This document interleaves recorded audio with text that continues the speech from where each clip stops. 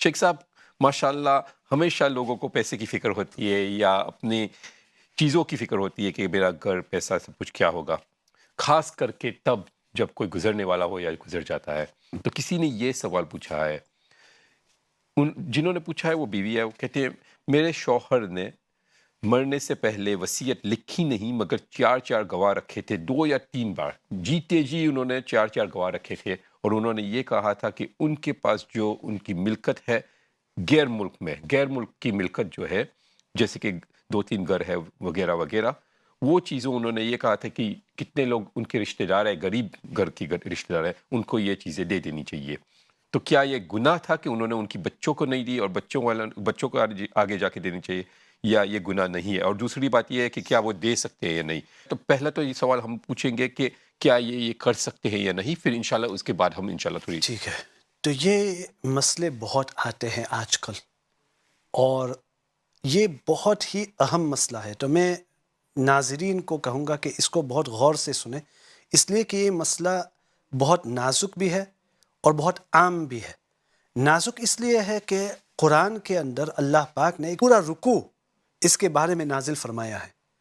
سورۃ النساء دوسرا یا تیسرا رکوع ہے، اس کے اندر اللہ پاک نے اس کے بارے میں بہت ہی ڈیٹیل کے اندر اللہ پاک نے لکھا ہے، یوصیکم اللہ فی اولادکم للذکر مثل حظ الانثیین فإن کن نساء فوق اثنتین فلہن ثلث ما ترک۔ تو یہ پورا رکوع ہے، اور اس کے اندر اللہ پاک نے بتلایا ہے کہ جب کوئی فوت ہو جائے تو کتنا حصہ کس کو ملے گا۔ تو اس کو ہم کہتے ہیں کہ وراثت۔ یہ وراثت والا مسئلہ بہت ہی عام ہے اور بہت ہی اہم ہے۔ تو جیسے میں نے کہا، سورۃ النساء کا دوسرا رکوع ہے یوصیکم اللہ فی اولادکم للذکر مثل، اور پورا رکوع بتلاتا ہے کہ جب کوئی انسان فوت ہو جائے تو ہمارے اسلام کے اندر یہ ہے کہ ہم فیصلہ نہیں کر سکتے ہمارے مرنے کے بعد کہ کس کو کتنا حصہ ملے گا، ہم فیصلہ نہیں کر سکتے۔ 2/3 2/3 وہ اللہ پاک نے فیصلہ کر دیا ہے، اور 1/3 یعنی 1/3 آپ فیصلہ کر سکتے ہیں۔ تو اگر کسی کے پاس 30,000 پاؤنڈ ہے اور اس نے کہا کہ 10,000 پاؤنڈ میں ایمان چینل کو دینا چاہتا ہوں، تو یہ صحیح ہو سکتا ہے۔ اگر اس نے کہا کہ میں 20,000 پاؤنڈ دینا چاہتا ہوں ایمان چینل کو، تو نہیں ہو سکتا۔ اس میں سے 10,000 دے سکتے ہیں، یہ 20,000 یہ وارثوں کو ملے گا۔ تو پہلا مسئلہ یہ کہ ان جو پیسے ہیں اور جو جائیداد ہے، اس میں سے کفن اور تدفین کے لیے جو خرچہ ہے وہ نکالا جائے گا، پہلا تو یہ۔ پھر اگر کوئی قرضہ ہے تو وہ قرضہ دیا جائے گا۔ جب قرضے ادا ہو گئے اور قرضہ دینے کے بعد کفن اور تدفین کے پیسے بھی دے دیے گئے، اس کے بعد اب اگر انہوں نے کوئی وصیت کی ہے کہ میں چاہتا ہوں کہ میرے مرنے کے بعد میرے جائیداد میں سے یا میرے پیسے میں سے مجھے ان کو دینا ہے، تو آپ صرف 1/3 میں سے دے سکتے ہیں، 1/3۔ 2/3 میں سے نہیں دے سکتے۔ سو پورے مال میں سے 1/3 میں سے اگر انہوں نے کوئی وصیت کی ہے تو 1/3 میں سے دے سکتے ہیں۔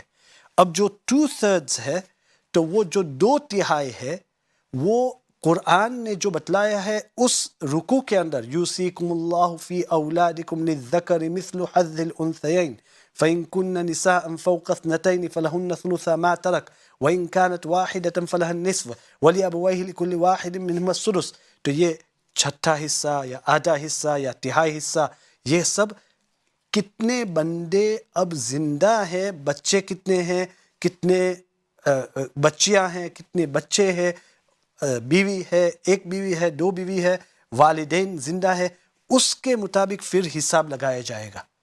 تو بعض مرتبہ ہم کہہ بھی نہیں سکتے، آپ یہ بھی نہیں کہہ سکتے کہ میرے مرنے کے بعد چونکہ ابھی یہ زندہ ہے تو ایسا حساب بنتا ہے قرآن کے مطابق، تو آپ یہ بھی نہیں کہہ سکتے، اس لیے کہ ہو سکتا ہے کہ اللہ بچائے، اللہ سب کی حفاظت کرے، اللہ سب کو عافیت سے رکھے، لیکن یہ بھی ہو سکتا ہے کہ وہ میاں بیوی کہیں ٹریول کر رہے ہیں اور دونوں کا ایک ساتھ ایکسیڈنٹ ہو جائے تو اس نے جو لکھا تھا کہ بیوی کو اتنا ملے گا، بیوی تو اس کے ساتھ ہی فوت ہو گئی.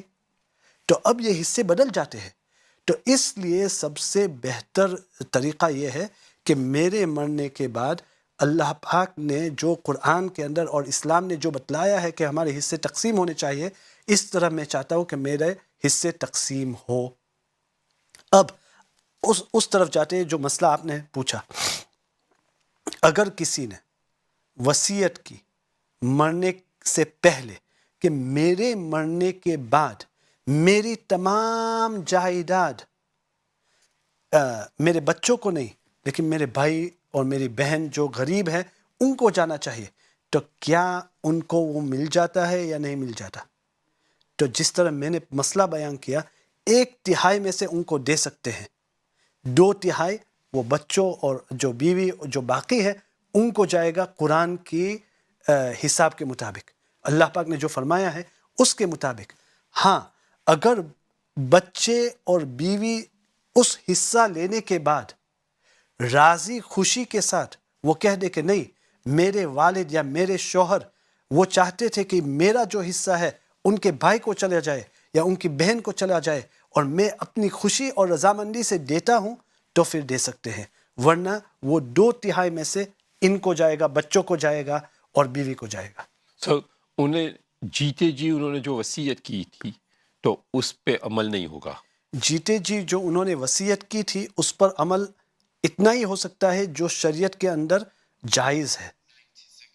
جائز ہے تو شریعت کے اندر جائز کتنا ہے؟ 1/3 1/3. ہاں سمجھ گیا. تو اگر ان کے پاس 30,000 پاؤنڈ تھے، ہاں مثال تو 10,000 پاؤنڈ آپ دے سکتے ہیں. اس میں سے 10,000 پاؤنڈ کا آپ حصہ ان کے بھائیوں اور بہنوں کو دے سکتے ہیں، لیکن جو 20,000 ہے وہ تو اس حساب کے مطابق کرنا پڑے گا جو قرآن کے اندر ہے.